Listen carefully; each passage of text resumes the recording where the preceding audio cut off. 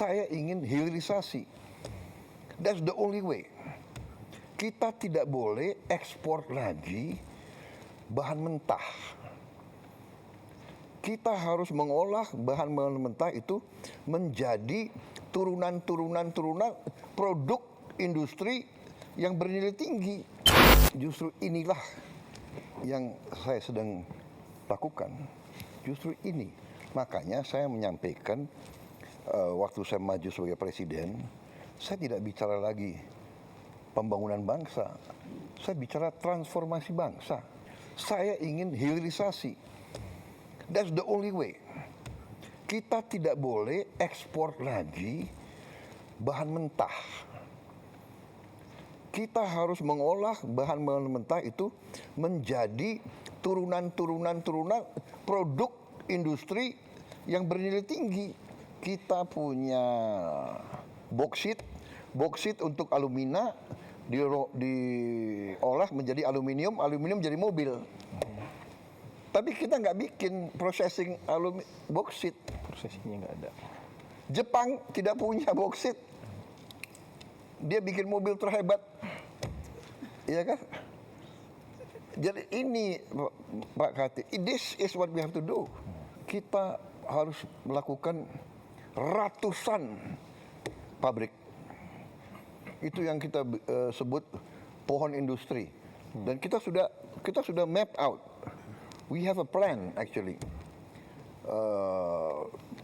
Pohon industri untuk semua komoditas penting yang kita punya.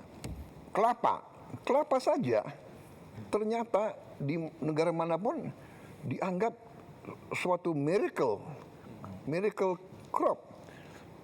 Minyak VCO, virgin coconut oil, itu dianggap anti cancer. Kita baru punya 1-2 pabrik kelapa. Selama ini kita ekspor kelapa gelondongan. Iya, betul. Ya, kita punya kopi terbaik, tapi kita import Starbucks, ya, Nestle, Nescafe, iya kan? Kita punya coklat terbaik, tapi kita import, kita makan KitKat, kita makan Cadbury, iya kan? This is what we have to do. Jadi justru ini jawabannya adalah industrialisasi. Jadi kita lihat, wow, ini 19 dan 20 ada peluang, walaupun kita tahu ini sedikit. Akhirnya kita berdelapan diskusi, kita dukung ini atau tidak. Akhirnya dalam lobby sebelum ini kita bilang kita dukung ini. We like your plan, but the problem is not us. The problem is Prime Minister Netanyahu of Israel. Kalau kita di dalam, mungkin kita bisa pengaruhi dan membantu rakyat Palestina. Kalau di luar, pasti nggak bisa. We cannot do. Jadi akhirnya kita putuskan kita masuk. Selama kita di dalam BOP bisa bantu perjuangan rakyat Palestina, kita akan berusaha.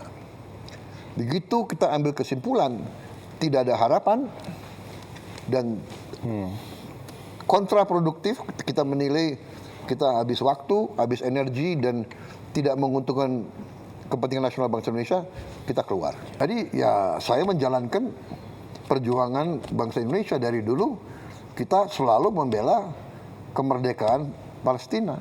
Ini terorisme, iya kan? Tindakan biadab, harus kita kejar, harus kita usut. Harus kita usut. Siapa yang nyuruh? Siapa yang nyuruh? Siapa yang bayar? Ya jelas dong. Yang berseragam tidak akan dilindungi, tidak akan ada impunitas. Tidak akan. Bapak menjamin itu, Pak? Saya menjamin. Saya ingin menegakkan hukum. Saya ingin membangun Indonesia yang beradab. Saya dipilih oleh rakyat untuk membela rakyat. Tapi kita waspada. Saya minta diusut benar sampai aktornya. Banyak biaya yang harusnya dilaksanakan oleh kabupaten dan provinsi tidak dilaksanakan. Contoh tadi jembatan desa, rakyat harus teriak, presiden harus turun tangan. Padahal maaf, ada dana desa. Kemana dananya di bupati? Kemana gubernur? Tapi oke lah, saya ambil alih tanggung jawab. Ya, jadi kita nih harus terbuka, kita harus fair. Banyak pejabat itu terlalu banyak, menurut saya ya tidak efisien. Anda lihat sendiri, kita buka-bukaan ya. Ada kabupaten, apa kabupatennya? Pemerintah daerah, dia beli mobil dinas gubernur berapa? 8M. Saya Presiden Republik Indonesia, saya pakai mobil mau buatan Indonesia. Iya kan? Harganya 700 juta itu. Mungkin karena ini presiden ya, ada anti peluru, mungkin harganya 1M. Tapi tidak 8M. Coba kita selidiki semua. Efisiensi, habis itu kunjungan kerja. Sudahlah, itu yang kita minta, kesadaran, rasa tanggung jawab. Ya kan? Bupati, kerja untuk rakyatmu. Gubernur, kerja untuk rakyatmu, ya kan? Itu yang kita minta. Waktu pertama kita lakukan efisiensi, kita menghemat 308 triliun dari pusat sebagian besar. Ya. Dan dari mana itu? Dari semua pengeluaran yang akal-akalan. Keyakinan saya itu semua 308 ini kalau tidak potong, ini ke arah korupsi. Kalau angka itu artinya kita 30% lebih tidak efisien dari Thailand, Malaysia, Filipina apalagi, Vietnam apalagi. Kalau saya pakai ini sebagai dasar, artinya saya datang mendekati APBN kita yang 3.700 triliun, which is 230 miliar dolar.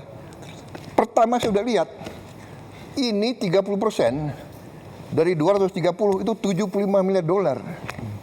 Tidak efisien ini. Saya lihat negara-negara lain, umpamanya lagi mikir hari kerja jadi 4, dari 5 jadi 4. Filipina, Pakistan sudah. Kemudian work from home, bekerja dari rumah. Waktu COVID kita lakukan, cukup berhasil. Ya, saya kira kita bisa lakukan itu juga. Mungkin 75% karyawan dan pegawai bisa kerja dari rumah. Saya langsung cek, panggil kepala BGN dan saya terus cross check. Saya kirim orang-orang saya ngecek. Saya kira kalau nggak salah ya, mungkin saya bisa cek langsung malam ini. Dari sekian puluh ribu dapur sudah kita tutup lebih dari 1.000. Ini saya punya wakil kepala, satu ibu ya, ibu Nani ya. Ini galak sekali dia. Ya, dia sidak terus kerjanya. Yang sudah disuspend 1.030. Nah, dan yang kita lakukan sekarang adalah sertifikasi. Jadi kalau dapur kamu mau survive lebih dari berapa bulan, kamu harus lulus sertifikasi kebersihan, sertifikasi keamanan makanan, dicek ke airnya gimana, ya airnya aman, airnya dimasak atau di apa tuh, kemudian omprengnya semua itu ada kriterianya. Mulai ada standarisasi. Oh iya, standarisasi. Dan kalau nggak beres ditutup. Siapapun boleh cek dan titik koordinat dari dapur itu diketahui oleh masyarakat sekitarnya. Jadi siapapun, ibu-ibu, orang tua, kepala sekolah, dia boleh masuk dan dia boleh komplain. Laporan yang hanya bagus-bagus itu budaya yang tidak baik. Kita harus realitas lah.